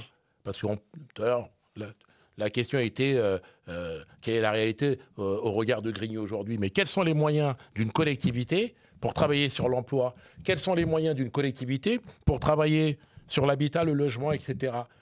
Je ne parle pas que des moyens politiques avec des PLU ou tout ce qu'on veut.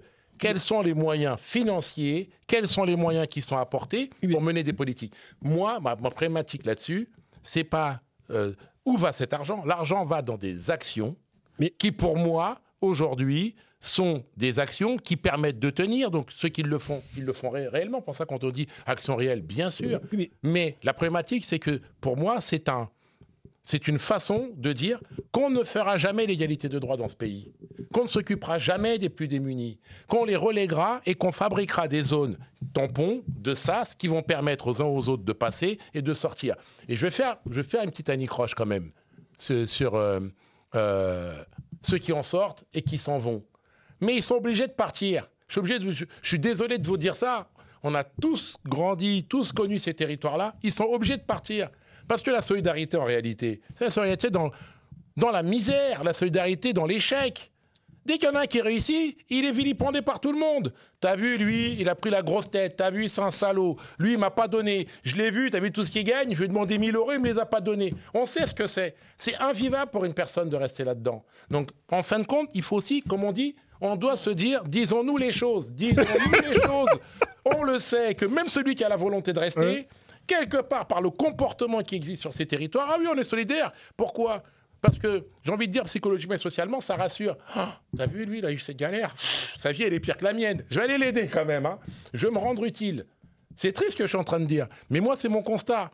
C'est, à un moment donné, comme tu le dis, Bouba, disons-nous les choses. Et en se disant les choses... Moi, je ne peux que comprendre ceux qui sont partis. À un moment donné, ils vont partir. Pourquoi ils vont rester? Travaillons déjà sur nous-mêmes. Travaillons sur le fait d'être véritablement solidaires. Quand quelqu'un réussit, lui donner de la force. Or, chez nous, les gens, ils réussissent. On veut lui retirer les trucs. Donne-nous, donne-nous, donne-nous. Non, il faut pousser les gens. Il faut les accompagner. Voilà. Donc, mais par contre, il n'y a pas d'argent. Regardez. Non, mais attendez. Avant RDC, Congo, Afrique du Sud et... Exactement. Vous m'avez parlé de 1% du budget. Oui. Mais il y a quand même de l'argent, parce que 1% de 4 milliards, non mais de 400 milliards. Ma question, c'est quoi? Oui, non, mais ma question est la suivante. En direction de quel public sont-elles destinées ces... Il y a deux choses. Il y a un... Est-ce que ce public en bénéficie? Est-ce que ce public en bénéficie? Vous connaissez un peu Grigny. Oui. Il y a la ville, Et il y a des associations. Et à qui on remet ce budget? À quelle entité? Enfin, à des associations locales qui sont là à côté d'ici, là. Et donc, il y a des associations de quartier, de proximité, qui bénéficient d'argent public. Okay. D'ailleurs, ils en ont un peu marre. Il y a aussi des associations nationales aussi qui bénéficient. Et il y a effectivement des grosses associations nationales. Et le débat, d'ailleurs, qu'il y a dans le monde associatif, c'est il y a les gros, ils prennent tout, et les petits, ils n'ont rien. Voilà, mais justement... si c'est ça votre question, voilà, ma question aussi, elle est là. Ma question, elle est là. Oui, parce qu'il y a ce qu'on appelle des partenaires historiques. À partir du moment... Vous savez, c'est comme les marchés publics. Si vous lancez un marché public et qu'il y a la grosse entreprise et puis il y a la toute petite, la grosse, ça va avoir plein de références et elle va gagner. Mais comme on fait un peu l'inverse avec ces fameux appels à projets, effectivement, quand il y a un truc où ils ont tous des bacs plus 15, ils peuvent te pondre des super dossiers sans aucune faute, avec des slides, des vidéos, des machins, bah effectivement, celui qui décide, il dit « Waouh, c'est beau !» Et il se fait un peu enfumer. Mais du coup, ces associations, sont-elles les bons interlocuteurs? Il y a du bon, enfin franchement, voilà, il y a du bon, je peux pas trancher. Il y en a, ils font du bon boulot. Il y en a, ils en font bon, quand ils font pas du bon boulot d'ailleurs. Au bout d'un moment, ils se font jarter, hein, on va se le dire. Ils sont un peu personne non grata. Alors après, en fonction des gouvernements et de leur couleur politique. Parce qu'on sait qu'il y a aussi des instances qui existent, comme le CNV, le Conseil national des villes. Oui. Voilà, où je sais que certaines associations que nous connaissons, qui sont pas forcément, qui n'ont pas forcément la légitimité, en tout cas dans les quartiers, parce qu'on sait qu'elles ne sont pas là. Mais elles siègent là-bas et ce sont les interlocuteurs de l'État, alors qu'en vérité vrai... Vous parlez de fixeurs tout à l'heure. Alors qu'en vérité vrai, ce ne sont pas des associations qui sont dans les quartiers. Alors qu'il y a des vraies associations qui sont sur le terrain, qui ne sont plus légitimes à être dans ces instances-là que d'autres. Qu'est-ce qu'elles vont faire? Elles sont légitimes pourquoi? Elles sont légitimes parce qu'elles sont sur le terrain? Est-ce que la présence sur le terrain est la seule point de légitimité? Non, du tout. Non, je parle aussi d'un concept et de comment dire, d'un réel concept et de réelles actions qui sont mises en place. Non, mais la problématique de la légitimité, je l'entends. La problématique de la légitimité, elle vient du fait qu'un certain nombre de structures qui ont disparu, qui ont déserté le terrain, vont dans un certain nombre de structures institutionnelles dire représenter le terrain. C'est ça. On est bien d'accord. C'est un problème, ça. Ça, bien sûr que c'est un problème. Oui, je l'ai bien compris. Mais c'est pour ça que je parlais tout à l'heure de fixeurs. Il y a des gens qui n'ont pas envie d'entendre certains discours. Ils n'ont pas envie d'avoir des gens autour de la table qui viennent leur expliquer tel ou tel discours. Quand on décide de mener une politique qu'on ne va ni diagnostiquer, ni évaluer, ni ceci, cela, on n'a pas envie d'avoir des gens qui viennent dire « Mais au fait, chez moi, j'ai vu ci. Et d'ailleurs, j'ai été voir le voisin, c'était pareil. Comment vous êtes en train de m'expliquer que tout ça, ça marche ?» On ne veut pas des gens comme ça autour de la table. On veut des gens qui ne sont pas très proches, justement, de ce terrain-là, qui ne savent pas trop et qui vont dire « Oui, c'est vrai, ça fonctionne. » Voilà. C'est quand même plus simple. On termine avec une... Dites-moi. Non, il faut que je dise deux choses pour terminer. Notre pays a des réflexes néocoloniaux. Et les quartiers pop subissent ça. Bien sûr. Et en ce moment, il est plutôt sur une tendance haussière. Oui. Je partage. Deuxièmement, il faut qu'on change notre récit et continuer à dire que nous pouvons apporter à ce pays pour s'opposer à un discours qui est très largement répandu de dire on ne sert à rien, on coûte de l'argent, on est des bons à rien, parce que la vie des gens, je peux vous assurer, si ce discours-là gagne, la vie des gens va être terrible. Va être terrible. Et voilà. Attendez, je pose la dernière question à rallonge. La dernière des dernières, je sais que Grace en a marre. Il n'en peut plus. Il n'en peut plus. Je pose la dernière question. Sur son téléphone. Paraît-il que lors de certains congrès des maires de France, certains brandiraient limite leurs statistiques en termes de délinquance et de précarité, afin qu'une partie de leur ville rentre en QPV. Je rappelle, quartier prioritaire de politique de la ville. Pour toucher des dotations qui vont avec. En clair, la délinquance et la précarité qui seraient présentes dans leur ville, j'irais même plus loin. On pourrait même s'imaginer que certaines municipalités gonfleraient leurs chiffres en termes de délinquance et de précarité afin de rentrer en QPV et bénéficier de ces fameuses dotations.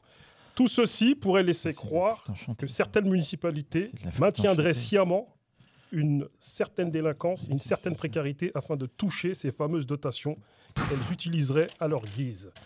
Du coup... Mais c'est la théorie du complot. Attendez, je finis ma question. Pour ces municipalités et ces collectivités territoriales, qui seraient dans ces pratiques? Merci pour la précision. Voilà. Non, mais Attendez, je finis. La délinquance, la précarité, les dotations qu'elles engendreraient via la politique de la ville. Bref, finalement... Pour des pièces jaunes. Tout ceci ne serait-ce pas leur fonds de commerce? Délinquance, précarité, dotation. Je ne maîtrise pas tout, je ne vais pas au congrès des maires, je ne suis pas maire. Mais moi, j'y vais, je pourrais répondre. Il y a une chose que je sais, c'est que les critères pour être inscrit en QPV, je pense que c'est plus la pauvreté que... Bravo, monsieur. Que les trucs de délinquance. Donc, en fin de compte, le seul critère, c'est la pauvreté. Voilà. Je ne sais pas d'où ça sort, ça. Moi, mais... C'est pour ça, en fait, on a vraiment un gros travail à faire sur les idées reçues, les trucs arrêtés. C'est pour ça que j'ai dit, paraît-il. Pourquoi? Parce que justement, quand on regarde dans les médias, on parle des banlieues, quand on parle de ces territoires pauvres, on nous parle toujours de drogue, de machin. Et c'est pas ça le vrai critère. Est-ce qu'on vient nous dire que tant de personnes au RSA ne vivent pas? C'est pas les reportages qu'on nous fait. Et c'est ça la vraie problématique. Parce que les critères, pour ça, les critères, c'est la pauvreté. C'est pas cela. Donc, gonfler ces chiffres sur l'insécurité... À part, je ne sais pas ce que ça va apporter aux uns aux autres. Sur la pauvreté aussi. Critères QPV. D'ailleurs, délinquance dans le 16e, ils sont très consommateurs de drogue. Oui. Un quartier politique de la ville, c'est pas sur des chiffres de la délinquance, c'est sur des chiffres de la pauvreté. C'est des chiffres de l'Institut national des statistiques de l'économie, l'INSEE. Okay. Donc, les choses, elles sont claires pour tout le monde. Et pour rien cacher, on se prend tous la tête sur des trucs, c'est hyper technique, ça s'appelle des carroyages. C'est-à-dire que chaque morceau de la France, on peut arriver à donner des chiffres à chaque morceau de la France et on voit la concentration de la pauvreté. Donc c'est juste ça. Après, est-ce qu'on peut piper les dés? Ben non, c'est l'INSEE. Je suis pas à l'INSEE, le mec qui fait sa cartographie, il la sort. Après, il peut y avoir des petits curseurs qui bougent. Mais mon expérience... C'est pour ça que les gens se battent. Mon expérience... Il y a plutôt des maires qui ne veulent pas de quartier politique de la ville. C'est la chouma, c'est la honte. Parce que politiquement, certains ne veulent pas assumer le fait qu'il y a un quartier politique de la ville, et donc qu'il y a des pauvres. Parce qu'un pauvre, il faut que ça se cache. Donc il y a des maires qui ne veulent pas. Et puis il y en a d'autres qui sont sortis, par exemple. Actuellement, on vient de refaire les nouvelles cartes des quartiers politiques de la ville en France. 2 secondes. Pour RDC Congo. Je speed. On vient de refaire les cartes. Il y a des villes qui sont sorties parce que la pauvreté fait qu'on sort. Ceux-là, ils sont en train de pleurer. Ils disent, mais j'ai plus les 3 francs 6 sous et j'ai plus une méthode, une démarche. C'est pas que de l'argent, il y a aussi une démarche. Et il y en a qui rentrent et qui disent, ben merde, comment je vais faire? Je sais pas. Mais parfois, on est dans l'ordre de la pièce jaune, hein, je redis. Hein. Donc, dans le département de l'Essonne, il y a 2 quartiers supplémentaires à Ris-Orangis. Il y a un quartier à Chilly-Mazarin, un à Draveil en nouveau. Il y a des périmètres qui se sont agrandis. Il y a 30 000 habitants en plus en quartier politique de la ville dans l'Essonne par rapport à l'ancienne carte d'il y a quelques années. Ça veut dire qu'il y a 30 000 pauvres en plus. C'est ça que ça veut dire. C'est ça que ça veut dire.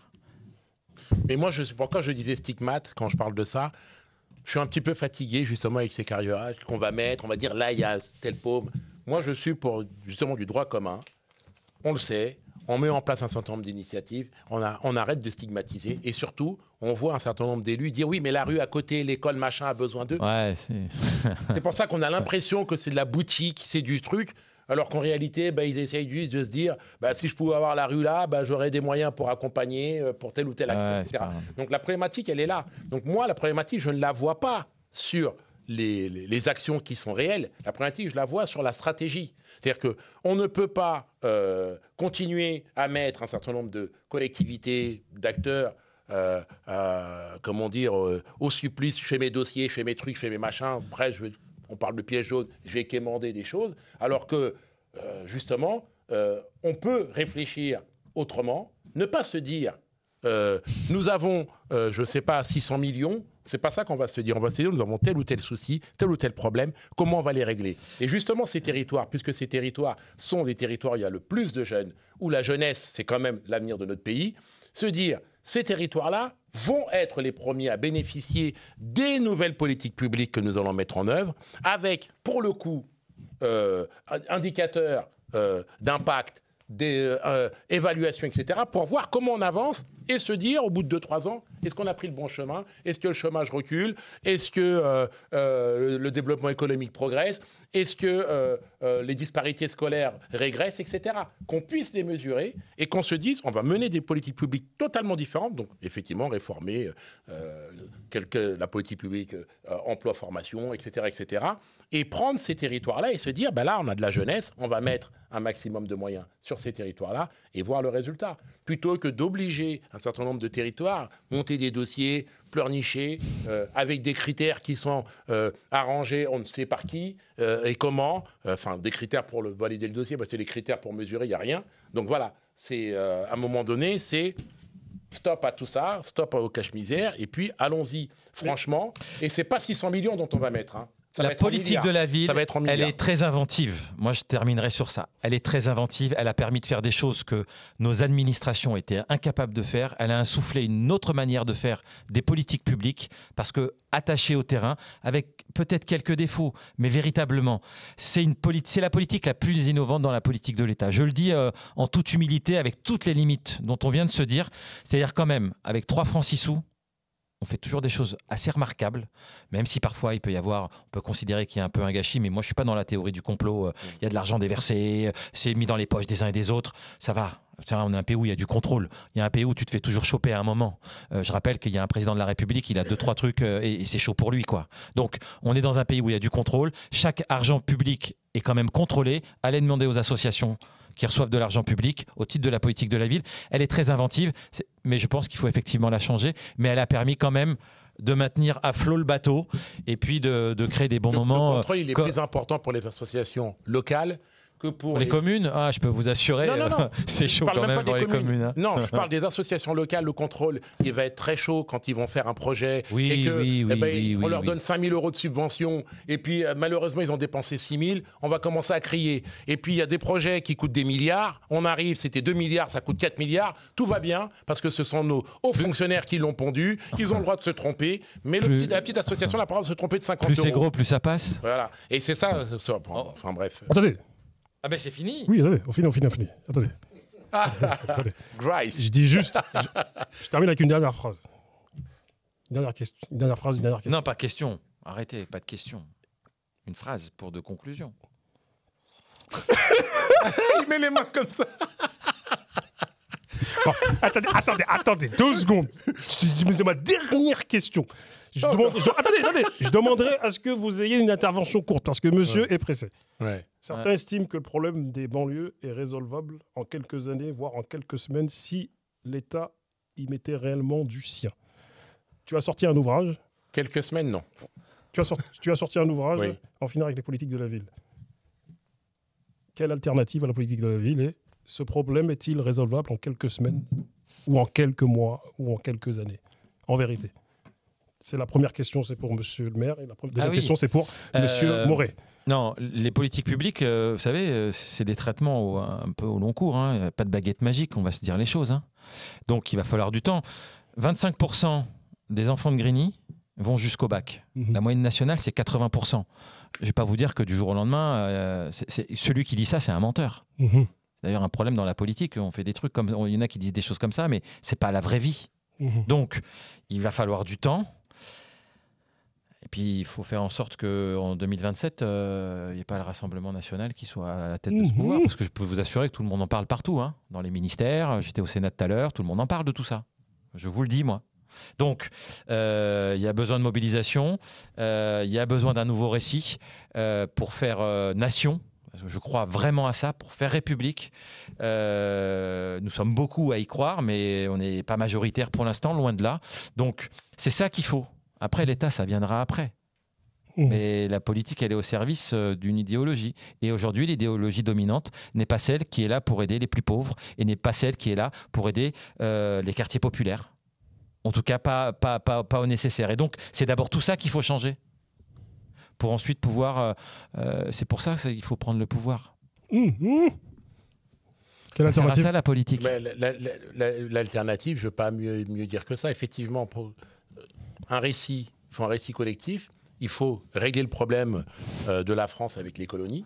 ces anciennes colonies, hein, enfin les descendants. Les réflexes néocoloniaux. Voilà, avec les descendants internes de ces anciennes colonies, parce que le regard qu'il y a sur ce qu'on appelle les quartiers, les banlieues, c'est un regard, disons-nous les choses, on regarde les Noirs et les Arabes, surtout les musulmans. Allez, voilà. Donc on doit régler ce problème, parce que c'est l'Empire. Hein. On a fait des colonies, et ben, c'est comme ça maintenant. On a des Français qui sont issus de ces colonies-là, qui étaient déjà des colonies françaises. Ce sont des Français à part entière, et pas des Français entièrement à part, comme dirait le Donc, à un moment donné, il faut qu'on règle ce problème. Justement, on parlait de récit national. Il faut qu'on règle ce problème de récit national, qu'on pense nos blessures entre nous, pas les débats qu'on a aujourd'hui sur on débaptise tel truc. Non. Moi, c'est-à-dire qu'on soit sur un débat sérieux, sincère, qu'on accepte tous notre histoire, hein, parce que, comme dit à certains, ben moi, on est tous porteurs de l'esclavage ou de la colonisation, parce qu'on est français. On ne va pas dire, moi, j'y étais pas, je suis noir. Voilà, on est français, donc on doit assumer toute notre part, comme dirait un type qui vient de faire un film de Gaulois, on doit assumer toute notre part de Gaulois et dire, on porte tout cela et régler ce problème. La problématique, c'est qu'on ne veut pas régler ce problème. On fait la politique de l'autruche et on considère donc ces personnes, parce qu'elles sont descendants de colonies, comme des gens à part. Donc, cette politique publique, qui est la politique de la ville, qui est quelque part une politique comme si c'était une politique pour ces gens-là, eh ben, c'est une politique à part pour des gens à part, je le disais tout à l'heure, qui en plus de sur quoi sont pauvres. Pour moi, on ne peut pas le régler, effectivement, dans un coup de baguette magique. Des semaines, c'est impossible. Déjà, on doit régler, la première chose, effectivement, c'est se mettre d'accord sur notre identité, qui sommes-nous, et accepter toutes nos parts. Ça, c'est la première chose pour notre pays. Et deuxièmement, pour moi, il faut réformer l'ensemble des politiques publiques, parce que nos politiques publiques actuelles fabriquent de l'exclusion. Donc, on doit les réformer pour qu'on n'ait plus une machine à broyer et à fabriquer de l'exclusion. On doit réformer nos politiques publiques de telle sorte à ce que ce soit des politiques qui permettent l'inclusion et qui permettent à chaque citoyen d'être totalement intégré. Quand je dis intégré, c'est emploi, logement, emploi, logement, sécurité, voilà. On est intégré et quand on est intégré, on participe aussi. Donc, citoyenneté, tu parlais tout à l'heure de participer, voter. Donc, quelqu'un d'intégré, il a un emploi, il a un logement, il participe à la vie collective et puis il se sent en sécurité avec les siens puisqu'il est acteur. Donc, pour moi, c'est la base, oui. L'amour est la base de tout. L'amour, je ne sais pas s'il est dans le pré. Ah oui, non. Il est dans la cité, il en faut de l'amour. Il en faut, c'est important. Un peu de paix aussi, et puis voilà. Exactement. En tout cas, je vous remercie. Nous étions au studio Grace TV. Je dédicace à Madame Kim, je dédicace à Monsieur Item, je dédicace au frère qui est devant moi, dont je ne me souviens plus le prénom. Christian. Voilà, dédicace à Monsieur Grace TV, Monsieur Kili qui est là aussi. Voilà, on était au studio Grace TV. Ce fut un sacré débat et merci à vous. On a pété le temps. Merci. C'est ça. Attendez, j'ai une dernière question. Non, je rigole, c'est une blague. C'est une blague. Oh non, c'est une blague. Oh, vous aussi là. Non, moi je suis là. Hein. J'en ai plein d'autres, mais il y a le match. Vas-y, pose ta question. Hein, non, il verra pas le RDC Congo. Il va pas les voir jouer aujourd'hui. Il va m'attraper. Après, il va faire des choses à la grignoise. Non, attention, il y en a beaucoup. Il a des copains quand même. Hein. Merci à vous. Merci Black Beast. Eh ben